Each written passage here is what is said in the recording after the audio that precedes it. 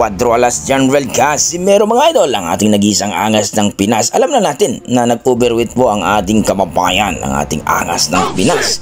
Umabot po siya ng 124 pounds mga idol. Kumbaga, 2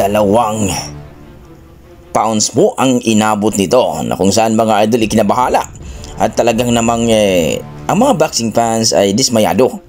Pati na ang mga Hapon na kung saan mga idol ay walang disiplina. Ang ating pambato na si Alas, nabunga kala nila ay kuhang-kuha na, sapagkat lang last nilang pinakita na ay 126 pounds, kung baga 4 pounds lang mga idol, at ilang araw pa yun. At dito nga mga idol, marami ang nagtataka at maraming naguluhan na kung saan mga idol, bakit hindi daw nakuha ni Cuadro Alas Casimero ang kanyang timbang.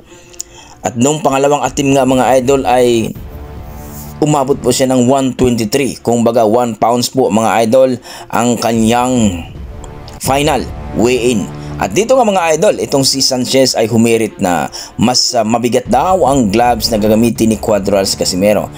At mayroon pang rehydrating clothes mga idol, na kung saan ay bukas bago maglaban, para bang nangyari kay Tank Davis ay kay Ryan Garcia mga idol, na hydration clothes din mga idol, na aabot lang si Ryan Garcia ng 136 pounds mga idol. Nako, naloko na. Ito kay Cuadro Alas Casimero mga idol, itong si Saul Sanchez ay bumanat na kailangan ng gloves na mas mabigat itong si Casimero, at aabot lang daw itong si Casimero ng 128 pounds mga idol bukas sa kanilang laban. Nako, napaka-delikado ito mga idol, sapagkat alam naman natin na kailangan ng ating boksingero na si Cuadro Alas Casimero na mas malakas bukas. Hindi po basta-basta ang laban ito mga idol. Kung baga itong si Cuadro Alas Casimero ay maaring mawala na sa karera pag matalo ito sa laban. Ito yung last na fight at last kontrata ni Cuadro Alas Casimero sa mga Hapon, no? Unless kung si Casimero mga idol ay impresibo ang panalo dito kay Saul Sanchez bukas, ay marami pong mga promoter na interesado dito kay Cuadro Alas Casimero. 35 years old na si Cuadro Alas Casimero, at anyway, bukas po mga idol matutuloy ang laban. At sana ma-maintain ni Cuadro Alas Casimero na umabot lang po siya ng 128 pounds, dahil ang kalaban ay talaga po ay nag-demand itong si Saul Sanchez. Pero wala namang title fight ito mga idol, at alam natin na talagang mananalo itong si Cuadro Alas Casimero. Yun nga lang mga idol, bigang-piga din si Alas ngayon mga idol.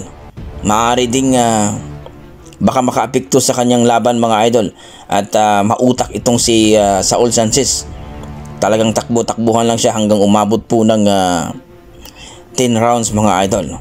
So hoping tayo mga idol, bukas ay matuloy na talaga ang laban ni Cuadro Alas Casimero dito kay Saul Sanchez, kahit pa man may partida itong si Saul Sanchez kay Cuadro Alas Casimero.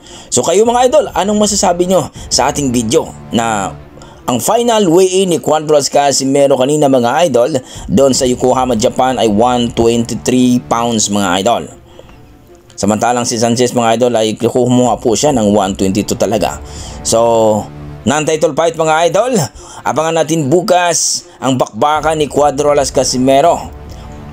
Ang pagbabalik ng angas ng Pinas. Hoping po tayo mga idol, no, na ma-maintain ni Cuadro Alas Casimero ang 128. Dismayado man ang ating mga boxing fans. Marami po sa mga comment section na talagang dismayado sa nangyari mga idol. So hanggang dito lang ko mga idol, maraming salamat. Anong masasabi nyo sa ating video? I-comment mo na sa baba mga idol para ating pag-usapan. Maraming salamat. Yeah.